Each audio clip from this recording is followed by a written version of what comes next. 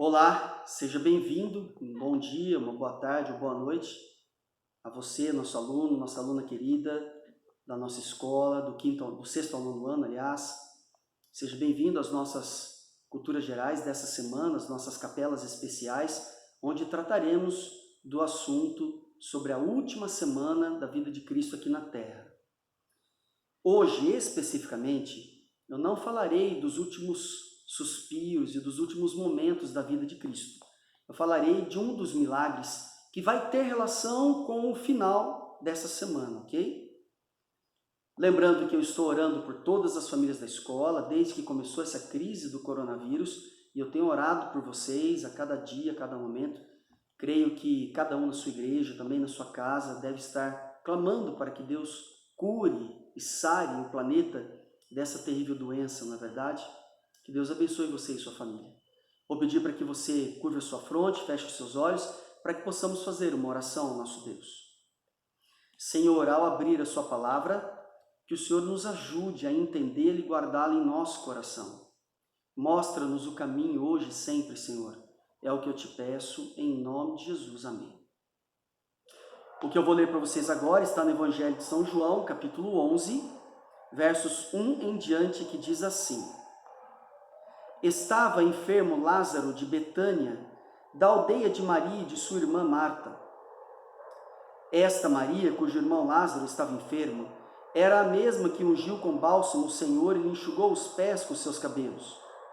Mandaram, pois, as irmãs de Lázaro dizer a Jesus: Senhor, está enfermo aquele a quem amas. Ao receber a notícia, disse Jesus: Esta enfermidade não é para a morte, e sim para a glória de Deus, a fim de que o Filho de Deus seja por ela glorificado.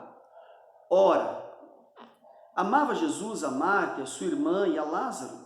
Quando, pois, soube que Lázaro estava doente, ainda se demorou 2 dias no lugar onde estava.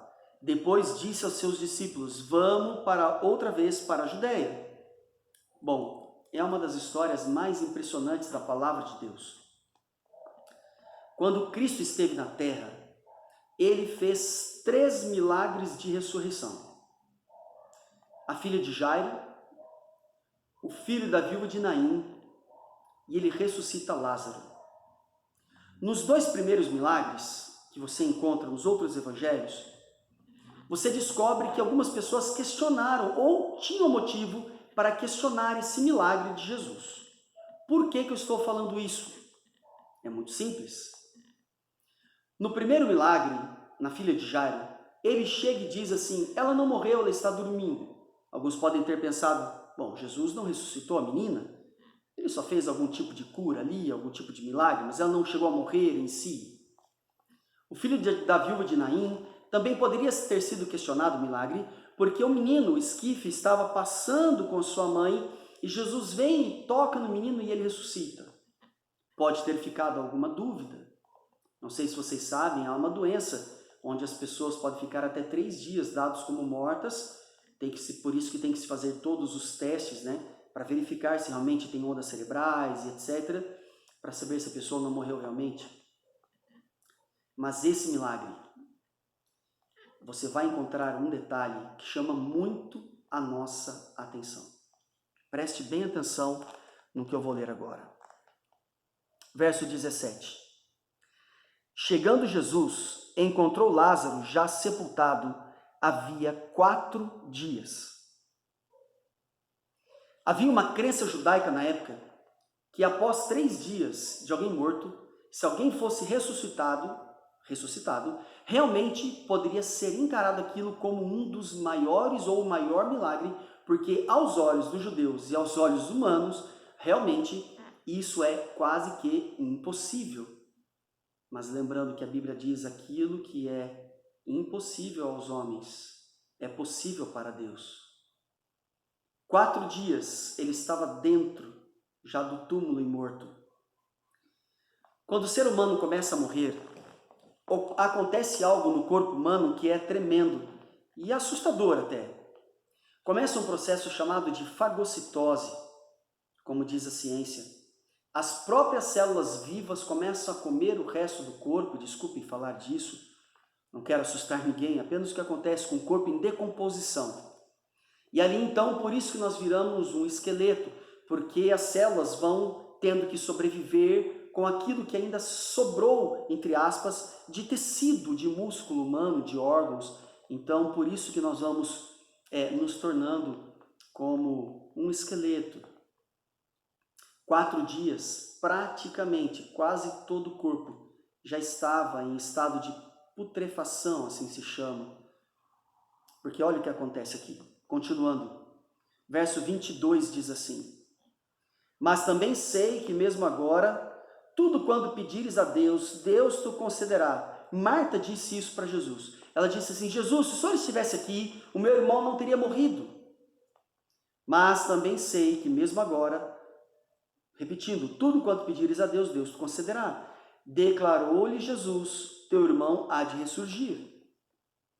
Eu sei, replicou Marta, que ele há de ressurgir na ressurreição do último dia. Disse-lhe Jesus: eu sou a ressurreição e a vida. Quem crê em mim, ainda que morra, viverá. Esse é um dos textos mais colocados em velórios. E eu espero, sinceramente, que você não tenha perdido ninguém até esse momento em que nós estamos conversando nesse vídeo. Mas se você já perdeu alguém que ama muito e que tem a esperança de reencontrar essa pessoa, não perca o final dessa série, porque no final dessa semana eu voltarei a esse assunto. Eu voltarei a lembrar desse versículo. Só um detalhe, está no futuro. Eu sei que há de ressurgir na ressurreição do último dia. Jesus diz: quem crê em mim, ainda que morra, viverá. Está no futuro. Continuando o texto, agora dos versos 38, a história é bem longa em diante, diz assim. 34, melhor. E perguntou: onde o sepultastes? Eles lhe responderam: Senhor, vem e vê. Jesus chorou. Então disseram os judeus: vede quanto o amava? Mas alguns objetaram: não podia ele que abriu os olhos ao cego fazer que este não morresse? Todas as vezes que nós estamos numa situação difícil, duvidando da nossa própria fé, da nossa própria existência, todas as vezes que estamos nesses momentos, sempre tem alguém para duvidar do poder de Deus. Não seja você aquele que duvida. Mas se você duvida, vamos continuar a leitura. 38. Em Jesus, agitando-se novamente em si mesmo, encaminhou-se para o túmulo. Era esta uma gruta, e cuja entrada tinham posto uma pedra. Então ordenou Jesus: tirai a pedra. Disse-lhe Marta, irmã do morto: Senhor, já cheira mal, porque já é de 4 dias. Respondeu-lhe Jesus: não te disse eu que, se creres, verás a glória de Deus?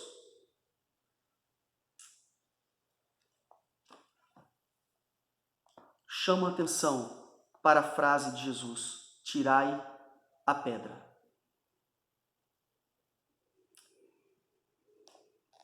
Querido jovem, querida jovem, querido pai, querida mãe, na nossa vida nós temos que retirar algumas pedras. Para o milagre acontecer, nós precisamos remover algumas coisas. Nós precisamos retirar aquilo que impede Jesus de fazer milagres. Quais são as pedras que você precisa remover hoje? É a pedra da incredulidade, da incerteza, da ansiedade, da depressão. É a pedra da angústia ou de um vazio no coração que você não sabe explicar. Falta o preenchimento de algo que nem você consegue entender. É a pedra do relacionamento conjugal. É a pedra de um relacionamento com um dos seus filhos, que você sofre por talvez não conseguir ter um relacionamento saudável. Quais são essas pedras? Essa semana eu quero te ajudar a remover a maior pedra que existe dentro do coração dos seres humanos. A pedra que nos impede de ver os milagres de Jesus acontecendo em nossas vidas. E sabe qual o maior desses milagres? É o milagre da transformação de uma vida. Que Deus abençoe você. Que Deus mude o seu coração e que essa semana nós possamos juntos aprender, compreender, estudar e se apaixonar por Jesus. Quero convidar você a se apaixonar por Jesus, como eu me apaixonei um dia na minha vida. Eu quero contar só um pedaço da minha história, eu não vou entrar muito em detalhes, porque às vezes os detalhes podem atrapalhar algumas pessoas. Mas eu já fui um jovem rebelde, um jovem que não queria saber muito de conversar com pai, com mãe, o jovem que achava que os amigos de fora de casa eram os amigos mais importantes, um jovem que não queria saber de ouvir o pai e a mãe, um jovem que muitas vezes saiu pelas estradas da vida fazendo coisas que não deveria ter feito.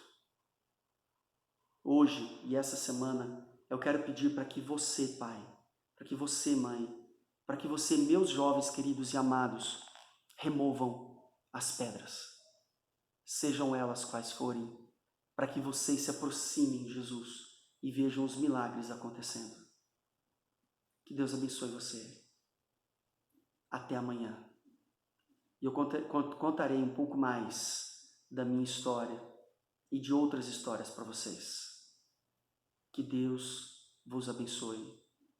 Removam a pedra.